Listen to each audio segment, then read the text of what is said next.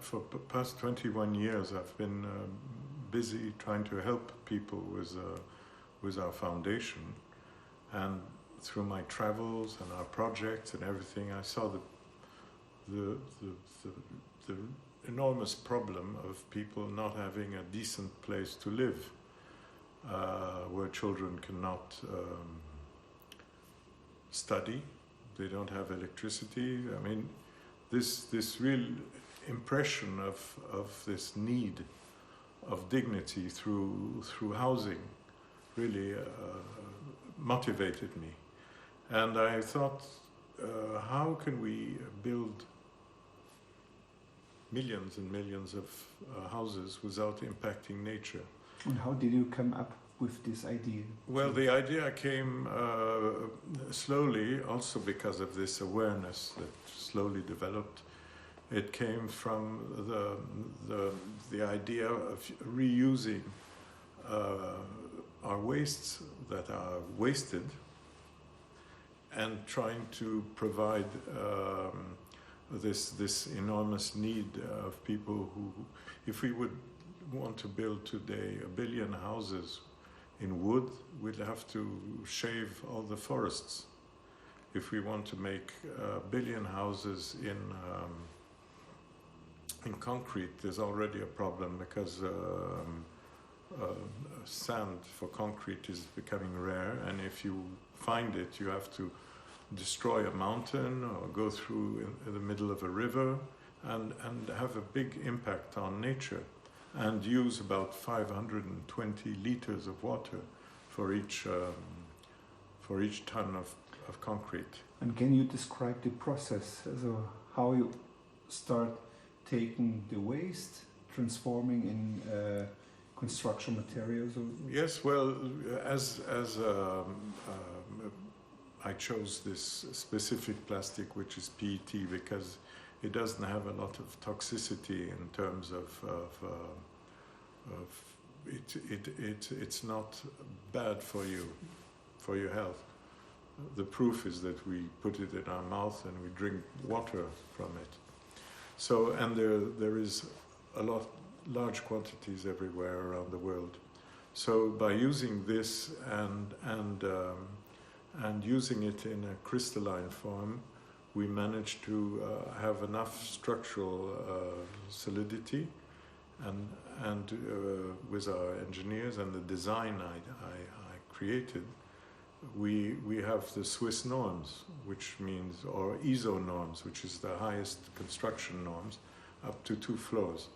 So the idea was, it's there, it's possible, let's do it. And just a question, because normally a startup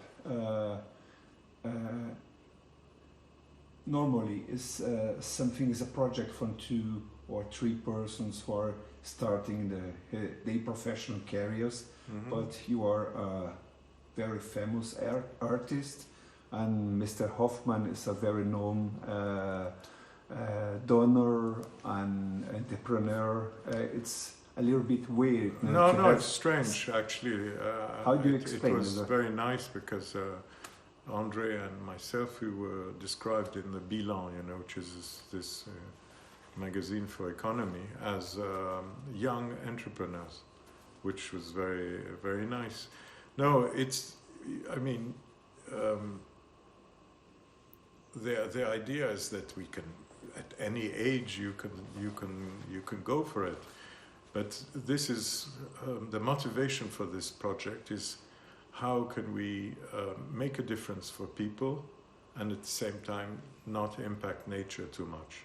So these 2 motivations have been in my history, because even though I'm an artist, I've been taking a lot of time to develop projects all around the world with the foundation I created with my father together, using his fame to raise money and to do good.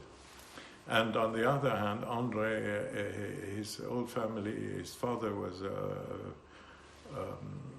at the beginning of WWF. It's a family who has done a lot for nature everywhere. And so this mixture of let's do for humans and let's protect nature was united in this project. And on your webpage, I look at that you're searching for partners. Is this kind of business model you are trying to build up? Absolutely. It's not really partners in our little company. The concept of the company is to develop a technology and a know-how and a concept, which is the modularity of this building construction, and is to franchise it around the world. Let's say if you're somebody in Brazil, you see the interest of that and the need everywhere, so you get organized. You find somebody in Brazil who can make these profiles, produce them industrially, and then architects who want to use them, and there you are. You become our franchisor. We franchise.